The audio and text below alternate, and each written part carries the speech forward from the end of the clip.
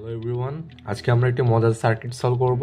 তো সার্কিটটা হচ্ছে একটা কিউবিক সার্কিট, যেখানে প্রতিটা বাহুতে একটা করে রোধ দেওয়া আছে এবং এখানে রোধের মানটা হচ্ছে সেম, ঠিক আছে। এবং এখানে এ ও বি এর মধ্যে তুল্যরোধটা বের করতে বলছে।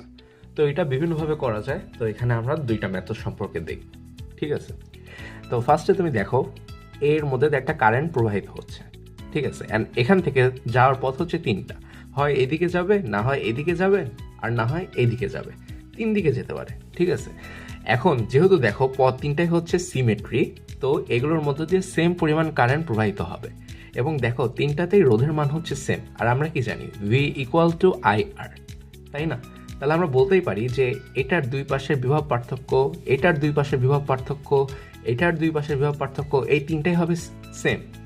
তাহলে আমি বলতেই পারি যে এই বিন্দুটা, এই বিন্দুটা আর এই বিন্দুটা একই, বলতেই পারি যেহেতু বিভব পার্থক্য একই, একই নড, ঠিক আছে। তাহলে এটাকে আমি সি বিন্দু দিলাম, এটাকেও সি বিন্দু দিলাম, এটাকেও সি বিন্দু দিলাম, ওকে। আবার একইভাবে দেখো বি বিন্দুতে কারেন্ট যাচ্ছে, এখানেও তিনটা রাস্তা আছে, অ্যান্ড এই তিনটাও সিমেট্রি। তো বলতেই পারি যে এটার দুই পাশের বিভব পার্থক্য, এটার দুই পাশের বিভব পার্থক্য, আর এটার দুই পাশের বিভব পার্থক্য একদম সমান, ঠিক আছে। তাহলে এটাকে আমরা বলতে পারি ডি বিন্দু, এটাকে বলতে পারি ডি বিন্দু, এটাকেও বলতে পারি ডি বিন্দু। তাহলে বিন্দুগুলো মার্কিং করা আমার শেষ হলো। এখন আমি কি করব, আমি যে বিন্দু কয়টা আছে আমি লিখে ফেলবো।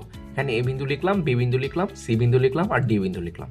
এখন প্রতিটারও তুমি আলাদা আলাদা করে দেখবা। দেখো এ থেকে সি, এ থেকে সি, এ থেকে সি এর মধ্যে দেখো তিনটা রোধ আছে, তাই না? আমি তাহলে এ থেকে সি এর মধ্যে তিনটা রোধ দিব। এখানে একটা রোধ, এখানে একটা রোধ, এখানে একটা রোধ, তিনটা দিলাম।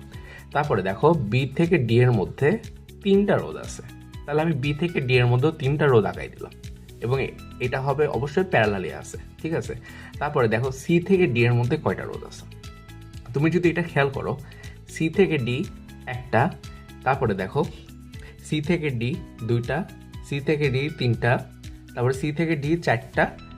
এভাবে তুমি যদি কোনো সব মিলে সি থেকে ডি মোট আসবে হচ্ছে ছয়টা। এই জন্য আমি এখানে ছয়টা আঁকাই দিলাম, একটা দুইটা তিনটা চারটা পাঁচটা ছয়টা, ঠিক আছে। তাহলে এখন আমি কি করতে পারি, এটা একদম সহজ, তিনটা প্যারালালি আছে।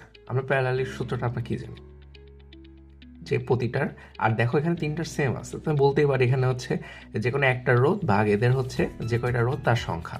এখানে রোধ হচ্ছে আর এবং এদের সংখ্যা হচ্ছে 3, তাহলে হবে r/3। এখানে আছে মোট 6টা এবং এদের রোধ সমান, তাহলে r/6। এখানে আবার সেম তিনটা, তাহলে r/3।